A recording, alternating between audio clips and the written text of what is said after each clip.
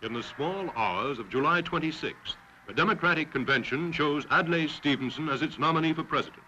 The supporters of every candidate had been given full hearings, but from the beginning there had been a widespread feeling, an almost instinctive feeling, that one man was best qualified for that great honor, that great responsibility. When candidate Stevenson reached the convention hall, the certainty became more certain that that choice was right. Here was a man of an electric personality, a quiet and friendly man, yet a man of force, of positive ideas, with the ability and the courage to put them plainly. Let's talk sense to the American people.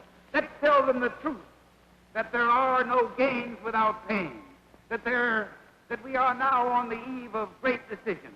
Not easy decisions, like resistance when you're attacked, but a long, patient, costly struggle which alone can assure triumph over the great enemies of man: war, poverty, and tyranny, and the assaults upon human dignity, which are the most grievous consequences of each.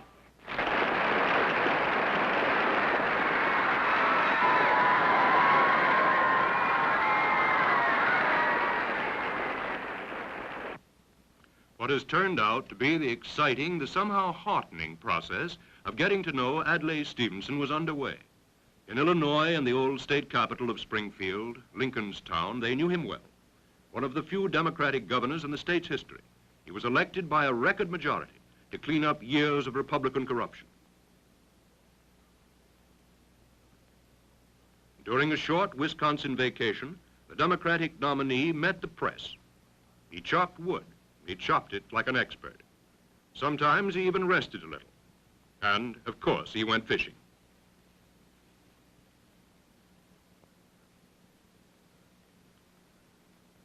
Then candidate Stevenson returned to the executive mansion in Springfield. With Wilson Wyatt, his campaign manager, a campaign itinerary was planned which before Election Day will take Adlai Stevenson to every part of the United States.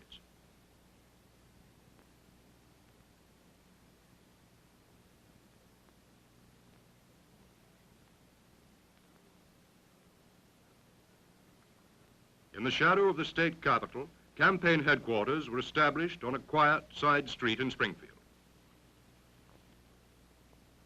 Adlai Stevenson had been nominated by a genuine draft. He had no political debts to pay, no obligations except to the American people and to his own conscience. He was his own man. The small staff the candidate gathered around him was made up of men and women of independent stature. They were his friends. They understood each other. The first major speech of the Stevenson campaign was to be delivered before the American Legion convention in New York. En route aboard the campaign plane, candidate Stevenson made final corrections of the text of that address. As the world was soon to discover, the Stevenson speeches, the thought, the idealism, the concrete proposals contained in them were not ghost-written or machine-made. They were Adlai Stevenson's own. As the plane approached New York, the Legion speech was typed. Mimeographed copies were prepared for distribution to the press.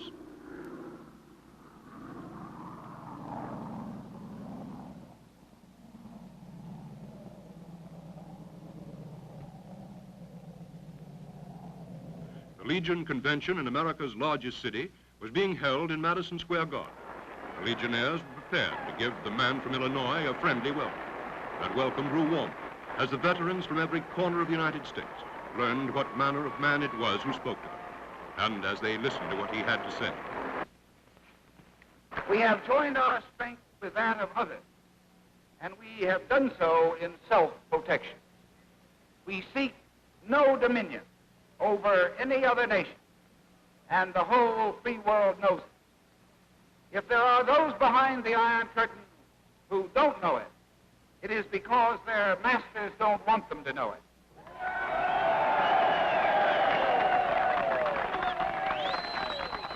Now it seems to me that true patriotism is based on tolerance and a large measure of humility.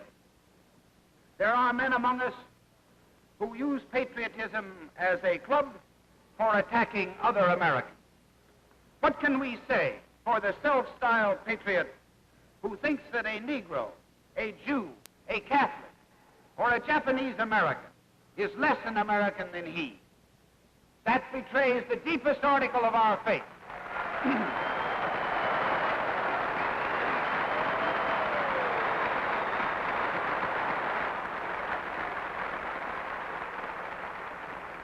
That, I say, betrays the deepest article of our faith, the belief in individual liberty and equality, which has always been the heart and the soul of the American idea. Now, what can we say, too, for the man who proclaims himself a patriot and then for political or for personal reasons attacks the patriotism of faithful public service? I give you as a shocking example. I give you, if I may, as a shocking example, the attacks which have been made on the loyalty and the motives of our great wartime Chief of Staff, General Marshall. It was always accounted a virtue in a man who loved his country. With us, it is now something more than a virtue. It is a necessity, a condition, if you please, of survival. When an American says he loves his country, he means not only that he loves the New England hills, the prairies glistening in the sun, or the wide rising plains, the mountains and the sea. He means that he loves an inner air, an inner life in which freedom lives and in which a man can draw the breath of self-respect.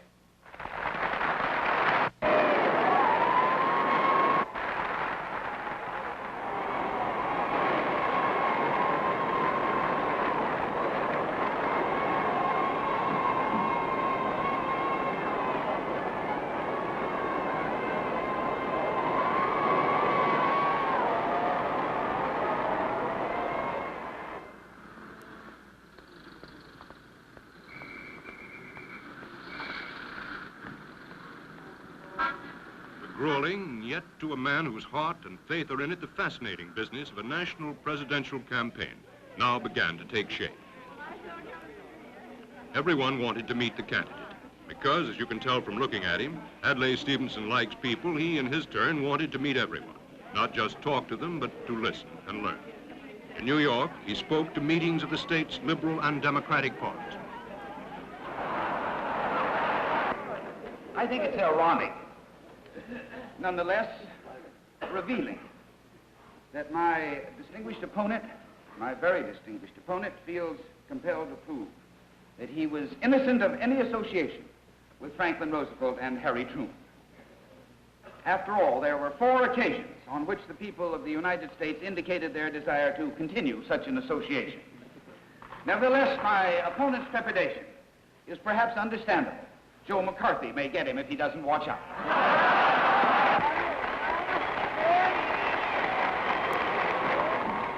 Let me say now that I shall do my best to conserve our gains and to carry forward the great democratic tradition of government in the service of all of the people, the tradition of Franklin Roosevelt and of Harry Truman.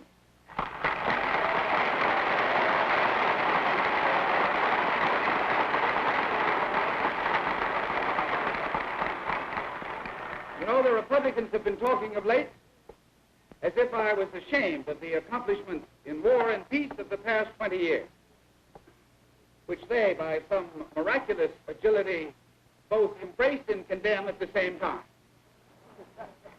I've been tempted to say that I was proud to stand on that record if only the general would move over and make room for me.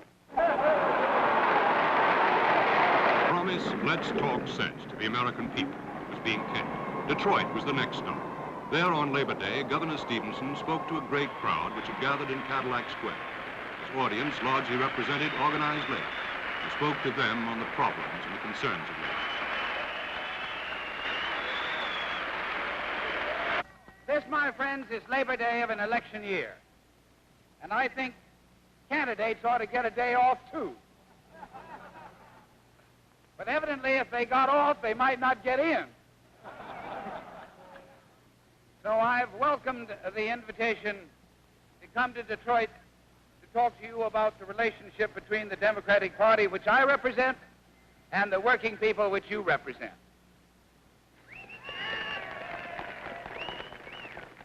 The interest and the obligation of the President must be the common interest.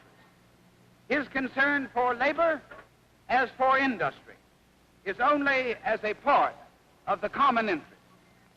I would intend to honor that office by complete freedom to serve it, to serve not one man or a few, but the whole nation.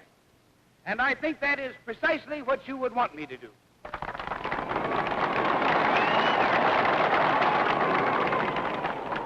My conclusion is that we can best remedy the defects in the old law by scrapping it and starting over again.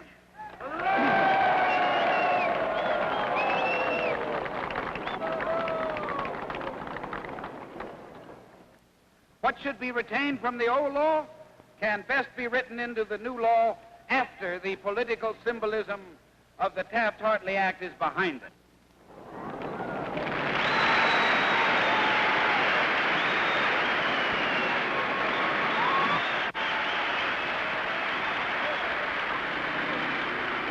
In Michigan, the campaign plane flew on to Denver to a dinner rally which had been organized by the Volunteers for Stevenson.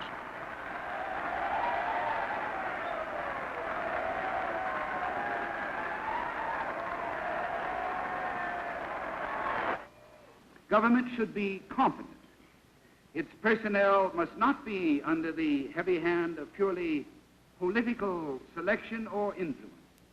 It must not be afraid of raising and spending money for worthy purposes.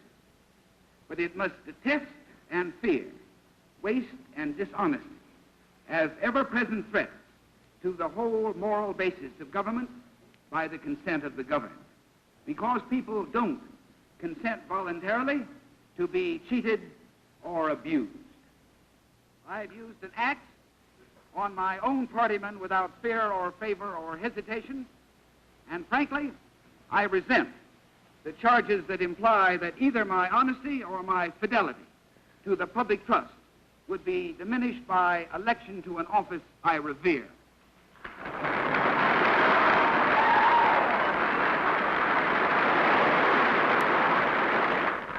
So I propose to go on saying just what I think about our public questions one by one, with little hope of pleasing everyone, but with confident certainty that honesty is the best policy, and that for this office in this anxious year, you don't want a political free-for-all, and you do want to know all you can about me and about my views. Frankly, until recently, not many people cared about either. It's a little hard to get accustomed to this importance.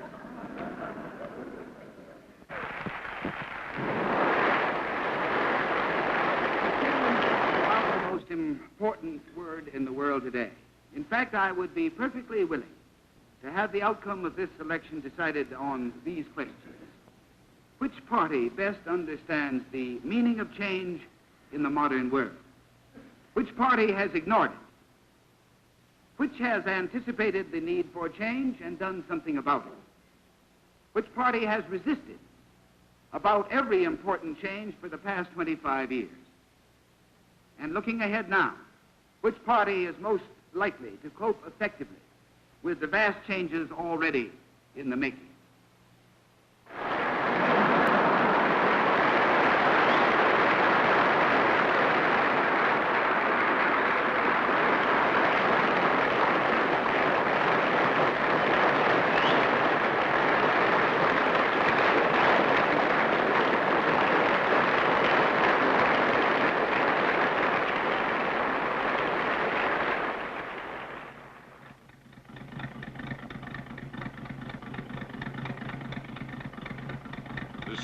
The American scene, changed swiftly.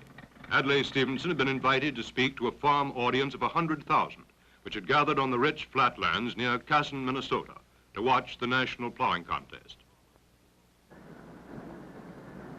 To farmers, he spoke of the great questions of the land.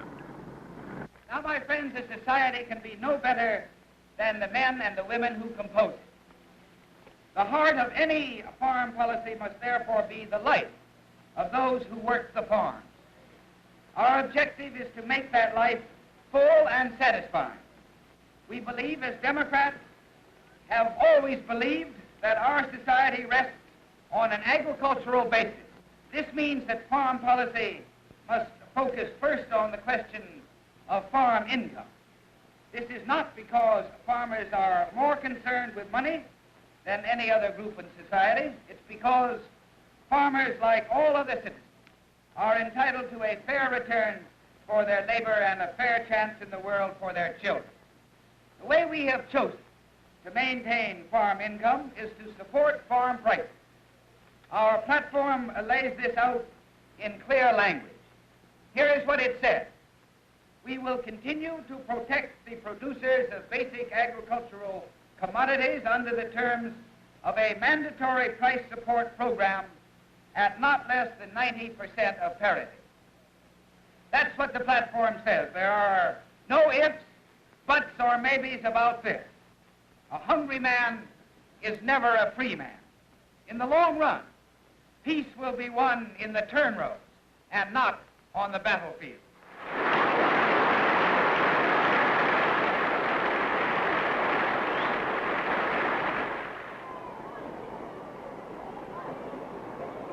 Even in the busy life of a presidential nominee, there is time once in a while to relax. Midway of the campaign tour through the Rocky Mountain states, Adlai Stevenson, his two sons, and the campaign party dropped in for a visit to a rodeo. The place was Lewiston, Idaho.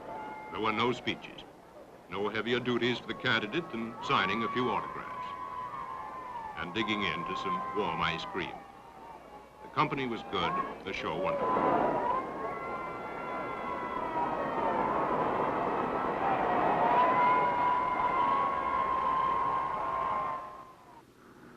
Then on to the Pacific Northwest. In Portland, Adlai Stevenson spoke first at a luncheon, later in different vein to a group of newspaper editors on the rights and the obligations of a free press. The reason that I started out as a Democrat was that I was born one. But the reason that I stayed in the Democratic Party was that it has been in my day the party which has stood, it seemed to me, for the public interest most of the time.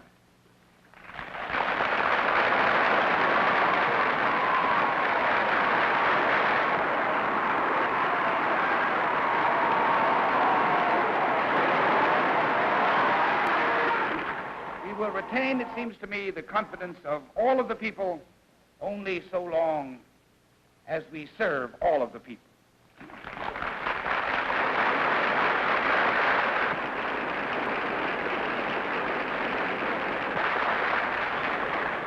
And when people talk to you about it's time for a change, I don't see any sign that they may mean a change from government in the public interest to a change for government in the private interest.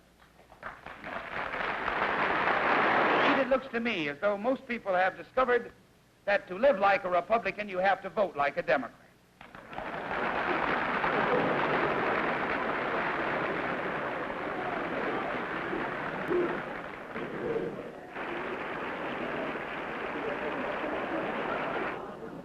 I'm in favor of a two-party system. In American politics, I think it's indispensable. And I think we have a pretty healthy two-party system at this very moment. But I'm in favor of a two-party system in our press, too. And I am, frankly, considerably concerned when I see the extent to which we are developing a one-party press in a two-party country. I earnestly wish that the newspapers so highly agitated over the two-party system in politics would contemplate the very real dangers of the one-party system of the press. A free society means a society based on free competition, and there is no more important competition than competition in ideas. Competition in opinion. This form of competition is essential to the preservation, it seems to me, of a free press. Indeed, I think the press should set an example to the nation in increasing opposition to uniformity. It's my high honor The climax of that same crowded day was a major address to a great audience in Seattle. Democratic nominee for the most important office in the entire world, Governor Adlai Stevenson of Illinois.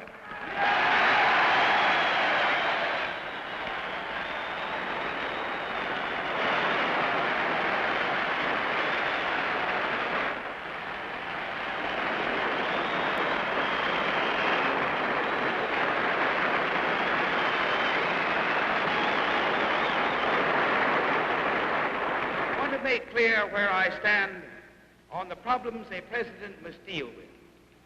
But I believe with all of my heart that the job of wisely using the resources with which nature endowed the United States is very largely a job for private action.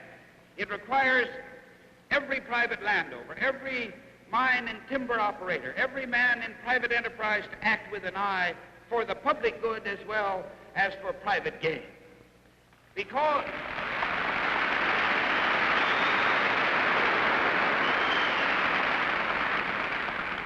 unto us much has been given, of us much shall be required. And I thoroughly believe that the generality of Americans are men of goodwill who put the public good before their own gain. There will always be selfish people. There will always be groups who try to turn our common inheritance to their private profit. And it will always be the job of government to restrain them. But there is too much talk of conflicting interests. The natural wealth of the United States is our common trust. We must husband and increase it for the future. And our emphasis must not be on rivalry or conflict, but on cooperation.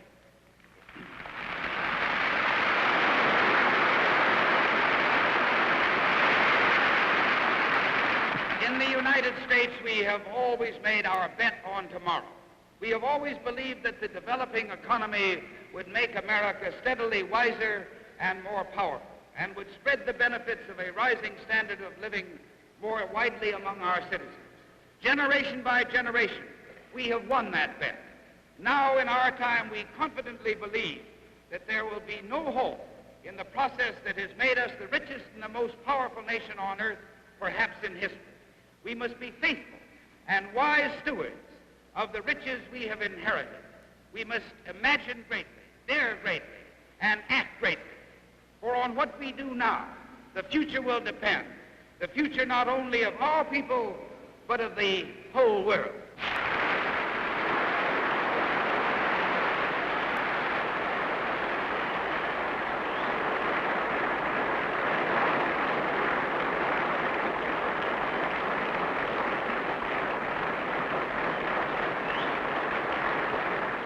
At the Seattle airport, the campaign party went aboard the Stevenson special to fly to San Francisco. The problems of perpetual motion by that time were all but solved. The plane on that long leg of the campaign journey was Adlai Stevenson's home. His two sons, Borden and young John Fell Stevenson, were with him. There he ate, dictated his speeches. There in the sky, devoted and now experienced campaign aides share candidate Stevenson's labors. Rarely in flight are the campaign staff's typewriters silent, or does the mimeographic machine for making copies for the press of just written speeches cease to roll.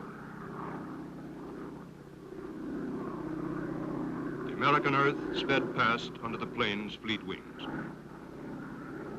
Down there was San Francisco Bay.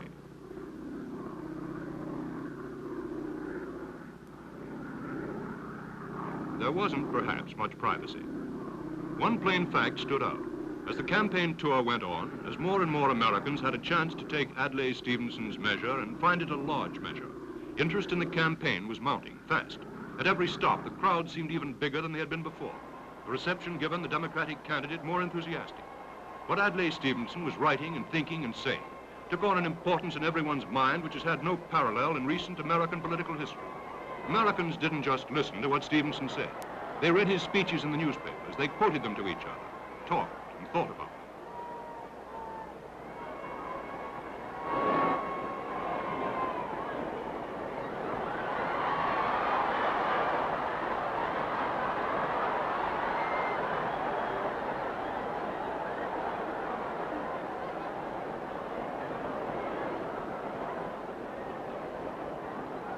San Francisco, the Democratic Party candidate was given the warmest welcome yet.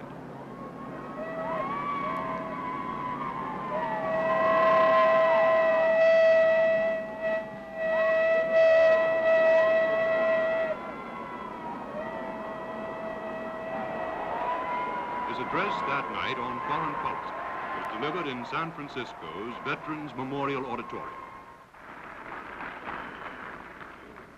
In Europe, our efforts to build patiently for peace are meeting with success. The Marshall Plan has brought, as we all know, a striking improvement in the political and economic conditions. the North Atlantic Treaty Organization is building a strong system of military defense. Europe is not yet wholly secure against subversion from within or attack from without, but this goal of security is at least in sight. The communists have failed to incite the workers to revolution in Western Europe. They have failed to turn the Western allies one against the other. But the communists may well believe that in the aspirations and the grievances of the East, they now have the key to world power. They hope and perhaps even expect that the West cannot rise to the challenge in the East. In Korea, we took a long step toward building a security system in Asia. As an American, I'm proud that we had the courage to resist that ruthless, cynical aggression.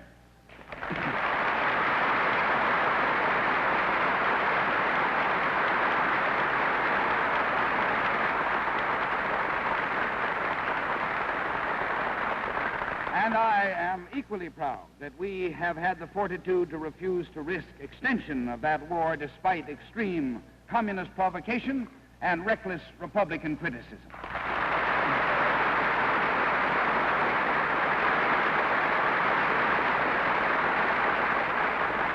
Now, whatever unscrupulous politicians may say to exploit grief, tragedy, and discontent for votes, history will never record that Korea was a useless war unless today's heroism is watered with tomorrow's cowardice.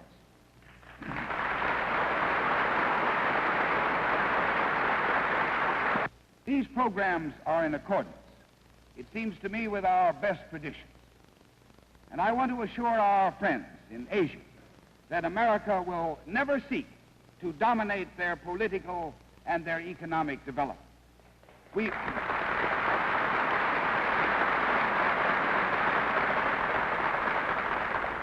will not try to make their societies over in the image of our own. On the contrary, we respect the integrity of their institutions and the rich values of their cultures. We expect to learn as well as to teach. The answer to communism is in the old-fashioned phrase, good works inspired by love and dedicated to the whole man. The answer to the inhumanity of communism is humane respect for the individual. And the men and the women of Asia desire not only to rise from wretchedness of the body, but from abasement of the spirit as well. I say that America has been called to greatness. The summons of the 20th century is a summons to our vision, to our humanity, to our practicality. If these provide the common purpose of America and Asia, of our joint enterprise, of our progress together, we need have no fear for the future, because it will belong to free men.